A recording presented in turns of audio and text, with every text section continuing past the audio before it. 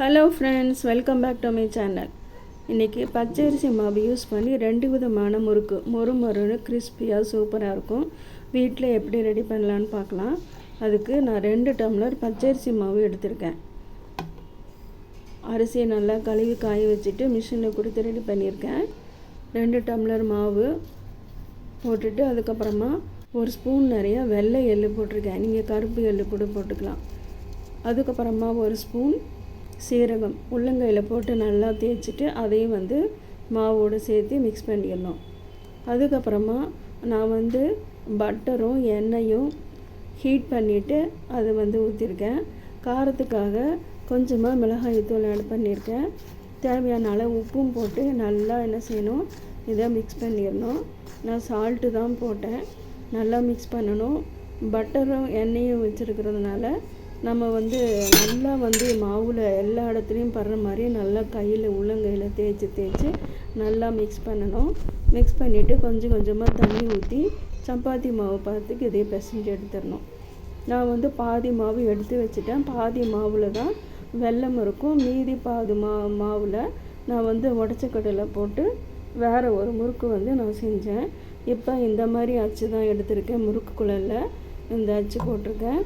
அதுக்கப்புறமா பாதி மாவு எடுத்துகிட்டு மீதி இருக்கிற மாவில் இது மாதிரி நம்ம உருளை மாதிரி நம்ம நல்லா பண்ணிக்கணும்.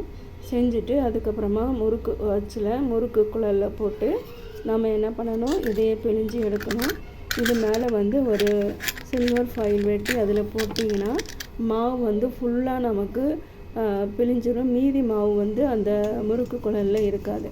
அதுக்கப்புறமா ஒரு தட்டி எடுத்துகிட்டு நம்ம கிண்ணமோ இல்லை கரண்டியோ எது வேணாலும் நீங்கள் எடுத்துக்கலாம். நான் கரண்டி எடுத்துக்கிறேன். கரண்டின்னு சொல்லுவாங்க, அதை எடுத்துருக்கேன். அது மேலே எண்ணெய் தடவிட்டு முறுக்கு பிழிஞ்சாச்சு. சூப்பராக முறுக்கு பிழிய வரும், கஷ்டமே இருக்காது. இப்போ ஸ்டவ் பற்றி வச்சு கடாய் வச்சு சன்ஃப்ளவர் ஆயில் வச்சுருக்கேன். எண்ணெயும் நல்லா ஹீட் ஆகிடுச்சு. நான் 3 முறுக்கு பிழிஞ்சு போட்டிருக்கேன். பாருங்கள், இந்த முறுக்கு ரெடி ஆகிடுச்சு. வெள்ளையர்னு இருக்குது பாருங்கள். நல்லாயிருக்கும் இந்த முறுக்கு. சாப்பிட்றதுக்கு கிறிஸ்பி அவ்வளோ டேஸ்ட்டாக இருக்கும். ஈவினிங்கில் டீ டைமில் சாப்பிட ரொம்ப சூப்பராக இருக்கும். மிஸ் பண்ணாமல் இந்த முறுக்கை நீங்கள் செய்யுங்க. நம்ம வெளியில் கடையில் வாங்காமல் வீட்லேயே சூப்பராக இது மாதிரி நம்ம ரெடி பண்ணலாம். அதுக்கப்புறமா மீதி இருக்கிற மாவை நம்ம உடச்ச கடலை போட்டு செஞ்சிடலாம். உடச்ச கடலை 1/4 டம்ளர் போட்டு ரெடி பண்ணியாச்சு. ஒரு 1/4 டம்ளர் அளவுக்கு பொட்டுக்கடலை மாவு, உடச்ச கடலை மாவு அரைச்சி வச்சுருக்கேன். அதையும் போட்டுக்கலாம்.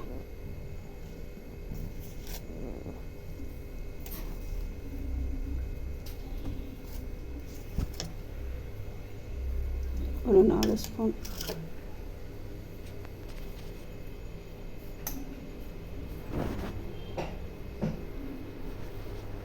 இதுக்கு தேவையான அளவு உப்பு.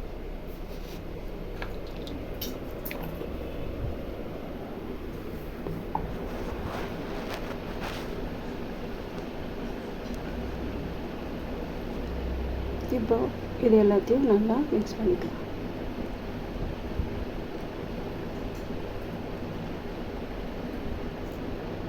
இப்போ எண்ணெயும் ஹீட் ஆகி ரெடியாக இருக்குது பாருங்கள்.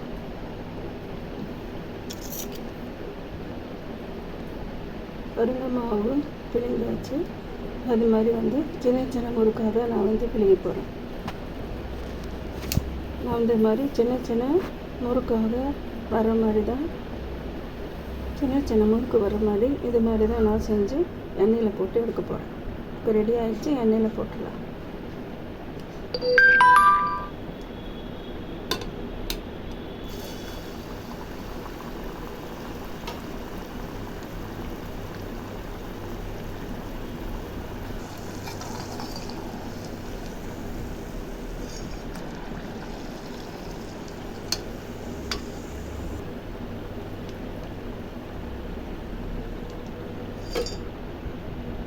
வீட்டில் இருக்கிற அரிசி மாவு வச்சு சூப்பரான முறுக்கு, நல்லா கிறிஸ்பியாக இருக்கும், சூப்பராக இருக்கும் சாப்பிட்றதுக்கு. எல்லாம் சீரகம் எல்லாம் போட்டதுனால ரொம்ப டேஸ்டியாக இருக்கும், ரொம்ப கிறிஸ்பியாகவும் இருக்கும். மிஸ் பண்ணாமல் இந்த முறுக்கை நீங்கள் செஞ்ச எல்லாத்துக்கும் கொடுங்க. இந்த ரெசிபி உங்களுக்கு பிடிச்சிருந்தனா மீண்டும் வேறு ஒரு ரெசிபியோடு உங்களை நான் சந்திக்கிறேன். உங்களுக்கு பிடிச்சிருந்தா லைக் பண்ணி, ஷேர் பண்ணி, சப்போர்ட் பண்ணி, சப்ஸ்கிரைப் பண்ணுங்கள். மீண்டும் இதே மாதிரி வேறு ஒரு வீடியோவில் உங்களை நான் சந்திக்கிறேன். தேங்க்யூ ஃபார் வாட்சிங்.